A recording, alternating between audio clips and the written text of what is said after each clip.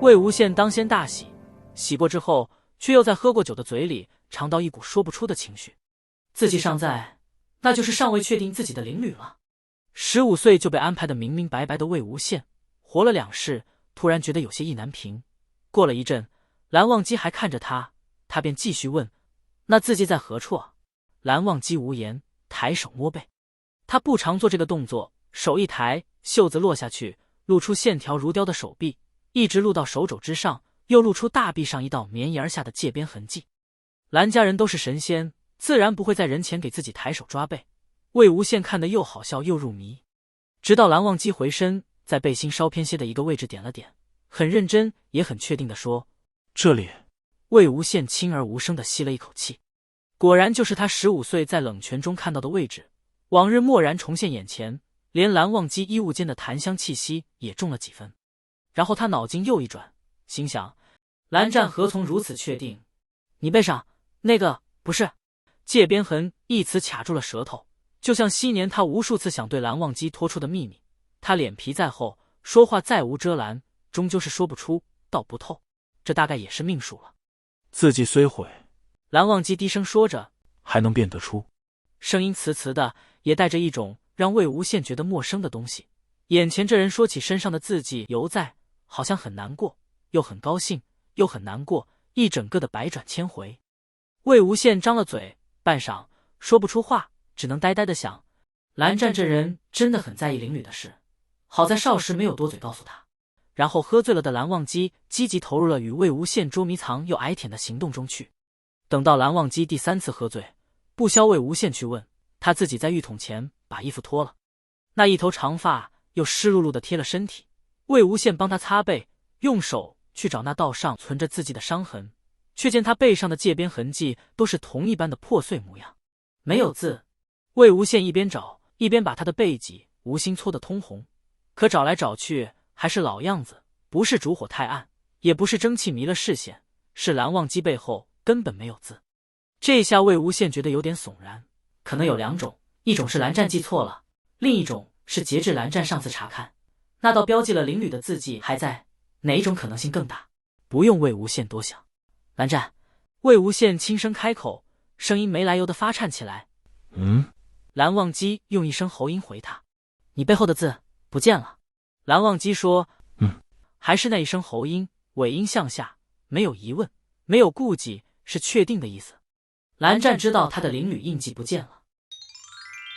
蓝忘机10岁之时，第一次爆发出某种远超亲近之人预料的执拗，起先不过是一套新传的剑法中错了一式，那套剑法蓝氏门生要过14岁才习，满地已然治了学，得了表字的少年人里，只有蓝湛还是蓝湛，堪堪只比身畔那柄沉重的臂尘高出一头来。授业的长老也是头一回要在半大少年里教习一个小儿，哪怕是天资极高的家主嫡子，不免有些传授不周的地方，1、2处说的孩子听不懂。蓝湛居然也不多问，径自埋头苦练去了。还是等到好几个时辰之后，更年长的几个子弟放了早课，来他们这边看师弟，一眼瞧见蓝湛一个人在场地正中，擎着他银白的剑，一套剑法舞下来，身如宛如一只小小的白鹤，却吓坏了在场的同门师兄。蓝家剑法一形一式环环相扣，有几个地方显然是蓝湛习得不太对，本该顺不下来，剑势也要形散一消，但那孩子居然硬是用身上灵力引动臂尘，运起心法，衔上了本闲不过的地处。剑形走势近乎圆满，但蓝湛还没有结金丹，一遍又一遍强冲心法，周身血脉不堪承受，早已滚烫起来。若不是被及时制止，那日还不知会发生什么意外。门生自然知道那是宗主幼子，一边差人去报蓝启仁和蓝曦臣，一边又把孩子向医师处送。好在蓝湛天资极好，被发现也及时，没有落下内伤，只是一团气血躁郁着卡住胸臆，被医师当先判去冷泉静一静神。等到蓝曦臣拂开小径上横枝，走到蓝湛所在的池旁时，蓝湛正站在浅处，岸上碧尘放在一侧，衣上一件接一件叠得整齐。他的右地埋了半张脸在泉水里，咕嘟嘟的慢慢吐泡泡，长长的蜂蜜黑发浮在水面，像是画上的水藻。听到来人的脚步，蓝湛连孔没有出水，最后一个泡泡悠悠地浮上来，啪的碎掉，只有那双浅色的眼睛自池中望来。蓝曦臣便说：阿湛，好些了吗？冷泉里的孩子没回答，琉璃般的眸子轻轻动了一下。蓝曦臣很温和地笑了一下，说：好些了便出来吧，你还需静养几日，再泡下去余身无益。又一个泡泡浮上来，很迅疾地破裂了，水花一响。蓝湛说：是，兄长。他起身拧了头发，向岸上走，拿起备好的布巾垫在肩头，披上中衣时，却听蓝曦臣又说：阿湛，等等。孩子的手一顿，长长的一束头发从背后掉到肩前，露出他上自单薄的背脊来。蓝曦臣的眉毛微微皱了皱，旋即又舒展开。姑苏蓝氏的大公子轻声说：刚才我还倒是看错了，想来又怎会错？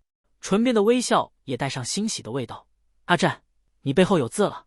蓝湛微微一愣，那件半披半露的中衣便挂在了臂弯。半晌，如湿的发丝浸湿了肩头的布料。他回头看蓝曦臣，神情里混着不易察觉的讶异和茫然，终于显出一个孩子才有的单纯和欢欣。他也很轻地问：写着什么？这下蓝曦臣笑得很干脆，笔法甚佳，只是字小，又写得颇为飞扬洒脱，我一时间还看不明确。阿湛再走近些。蓝湛抱着他的衣服和剑走进他的兄长，蓝曦臣拨开他的头发，细细看他的背脊，神色中疏忽出现惊讶。蓝湛像是察觉了什么，回头一瞬不瞬地看着他，却不曾在蓝曦臣的眼睛中看出不加不许的意味来，只垂目不再问。还是少年的蓝曦臣不免叹了一声，他从蓝湛臂弯间拿出了剑，着手帮他把衣服穿好。蓝湛不想让他兄长帮他，却被蓝曦臣稍稍用力地拽着领子整理完毕，带他去找蓝启仁。他们的叔父本是要过问今日蓝湛袭剑时的意外，不想人被蓝曦臣带来，所谈的却是另一件事。内室关了门，人影绕过屏风，蓝曦臣拉下蓝湛的外袍，示意那个新出现的灵履印记。蓝启仁看了那字，许久不语。蓝曦臣看到蓝湛的手在袖内渐渐攥起，先把人送到外面去，才回身去寻他叔父的意思。蓝启仁的胡须抖了抖，许久，说：那字似是不够好，但也不能说不好。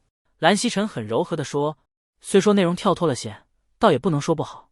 仿佛又想起了什么，加上一句：我的也不好。蓝启仁摸一摸胡子，叹了口气。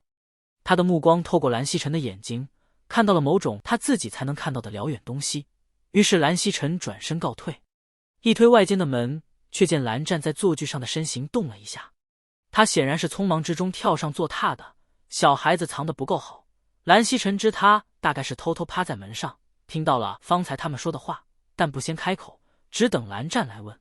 蓝湛坐着，黑发似是还没干燥透彻，乌黑的垂在白色的衣袍上，雪白的抹额落在黑发上，整个人在满是暗色的木料中像是一块冰。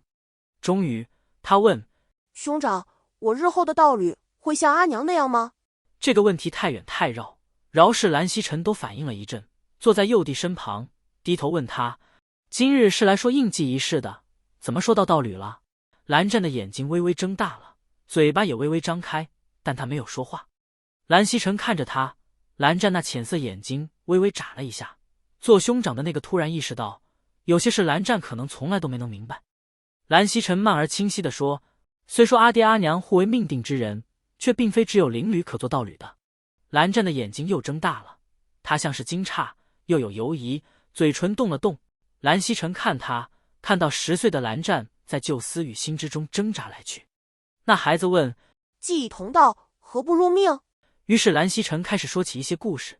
蓝安的灵侣是恋人，让他入了又离了红尘；蓝衣的灵侣却是他的宿敌，被他一弦绞了脑袋。他说起那些书卷中既已有之的故事，名师高徒，生死之交，高山流水，亦或素不相识。蓝湛听着，眼睛不眨，眼睫却微微颤动。等蓝曦臣说完，他的神色有些了然，又有些愣着。蓝曦臣只好又说：既是命定之人，又能互相倾心，结为道侣，自然是最好不过的事情。只是世间诸事最难接近十全十美。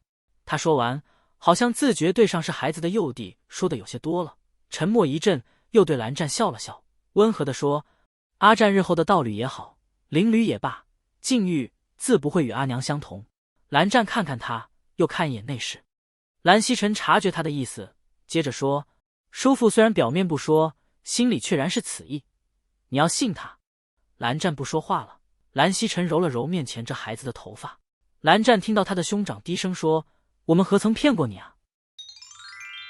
蓝忘机其实并未全然认同蓝曦臣的话，幼年的印象太深，包括为数不多的几次里，住在独住里的女人向他说起皮肤上生出的字迹。他的母亲声音温柔，神色安宁，带着淡淡馨香的发梢落在蓝湛手边。那屋子窗外有蓝紫色的小花漫绽遍野。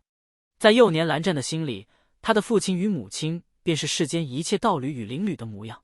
哪怕旁人一再纠正他，他仍在心底一个角落里坚定地想，这两种身份与关系本该合在一处才是。但后来他喜欢上魏无羡，而魏无羡自不可能对他说出那生在背脊上的字句。蓝忘机方才觉得人生在世并不必如此苛求，然而不做苛求并非不予希望。时光洪流辗转而去，一开始他不知如何开口，但后来他开了口，却心知魏无羡已不会答他，至少不是他所期意的那样。那少年渐渐变作了青年，马尾不束，腰不佩剑，改作横笛一支彻夜长吹，百鬼沉浮，唤醒尘尸千里。